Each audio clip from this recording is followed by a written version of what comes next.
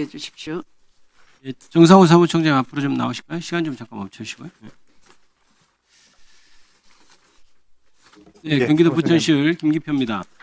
총장님, 지난 9월 11일 취임사에서 국회 사무소를 설치하고 연간 감사 계획을 국회와 협의해 수립하며 확정되지 않은 감사 결과로 수사 의뢰를 남발하지 않겠다고 그렇게 말씀하신 적 있죠? 네, 그렇습니다.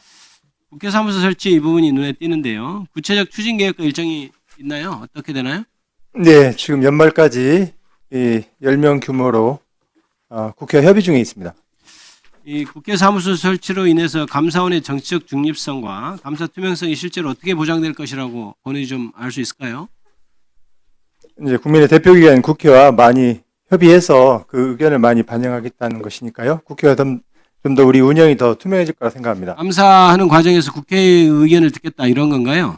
감사사항 선정이나 지금 말씀하신 국회 감사 요구사항이 많이 오는데요. 저희가 연말에 이제 감사 계획을 연간 감사 계획을 수립하고 난 뒤에 들어오는 문제가 있다 보니까 저희 이제 감사 계획을 많이 다시 조정해야 되는 문제도 있고 해서 미리미리 각 주요 상임위하고 상의를 많이 하겠다는 말씀드립니다. 그러면 이게 그러면 국회 차원에서 뭐 특별히 도와주거나 이렇게 할 사안이 있을까요? 국회하고 협의하고 있는데요. 아무래도 이제 스페이스라든지 공간 확보 문제도 있고 사무처에서 좀 많이 협조해 줬으면 좋겠습니다. 사무처에 협조하면 좋겠고 그러면 이제 단순한 상시 연락 창구를 넘어서서 국회와 실질적 협의 구조가 되도록 해야 되겠네요. 만약 그렇다면. 예, 맞습니다. 우리 감사원 77년 역사상 처음으로 설치하는 것이기 때문에 좀 더 내실 있게 운영할 수 있도록 하겠습니다. 예, 저희가 관심을 일단 갖도록 하겠습니다. 예, 알겠습니다. 네, 감사합니다. 오동훈 공수처장님, 네. 오늘 하루 종일 고생하시는데요. 언론 보도를 보니까 송창진 전 부장검사 관련해서 아마 수사도 받으시는 것 같은데 이게 지금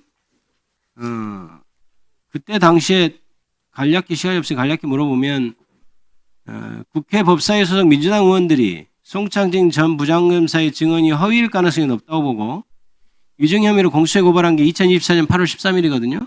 근데 거기에 그 사건을 배당받는 공수처 수사 3부에서 이 박석일 전 부장검사라는 사람이 범죄 혐의가 없고 위증 고발은 공수처 지도부에 대한 공격이다. 이렇게 보고서가 작성되고 이 법사위원들을 무고 혐의 적용을 검토해야 된다. 이런 내용이 담겼다는데 이게 사실인가요? 현재 이제 저한테 이제 특검 수사가 진행되고 있는 사안이라서 자세히 좀 밝히기는 그런데요. 일반 눈으로 말씀드리면은 의원의 그 직무상 행위에 그 면책 특권을 부여한 헌법 규정에 비추어 볼 때 공개된 회의에서 있었던 일에 관하여 국민의 대표인 국회의원들이 의정활동 차원에서 한 고발이 무고인지를 논하는 것 자체가 굉장히 헌법 정신에 반한다는 입장입니다. 그런 보고서는 있을 수 네. 없다는 것이 제 소신이고요.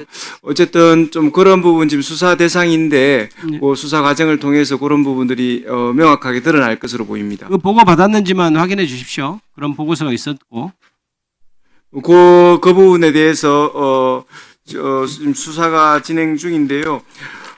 그 주인 검사가 그 퇴직하고 나서 우리 기록에 그런 내용들이 좀 붙어 있어가지고 저로서는 상당히 좀 놀란 부분입니다. 그 어이가 없네요. 만약에 지금 뭐 보고를 받았는지 여부는 수사 중이라니까 나중에 그거는 수사기관에서 말씀하시고 제가 굳이 묻지는 않겠습니다. 하지만 국회에서 지금 위증했다고 고발하는 것을 무고 혐의를 검토하는 수사기관이 어디 있습니까? 이건 정말 이 기사를 보고 이게 제정신인가 제가 이런 생각이 들더라고요.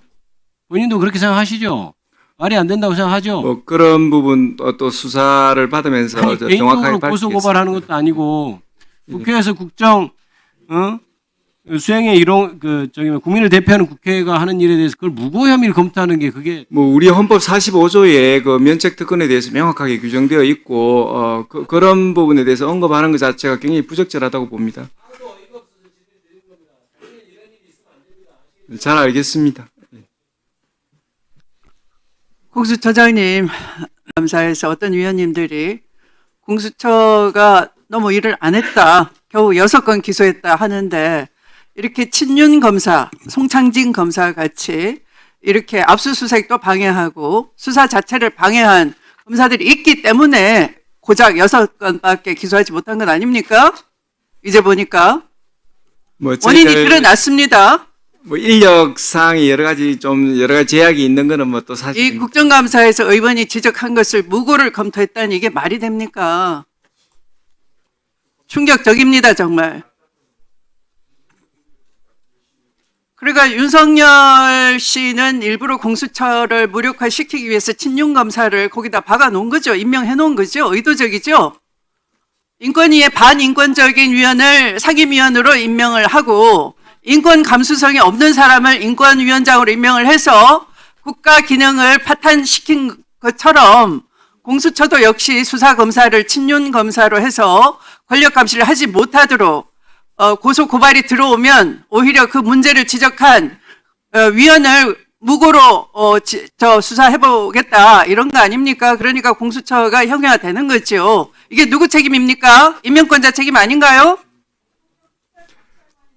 네, 잘 고개를 알겠습니다. 끄덕하시는데 지금 고개를 끄덕만 하시면 속기로 기재가 안 됩니다. 지금 공수처장님. 현재 그 공수처의 검사들과 수사관들은 굉장히 공수처법의 취지에 맞게 열심히 그 일한다는 말씀을 올립니다. 예. 네. 네, 끝까지 해봐야 아는군요. 네, 끝까지 해봅시다. 밤 12시까지 해봅시다.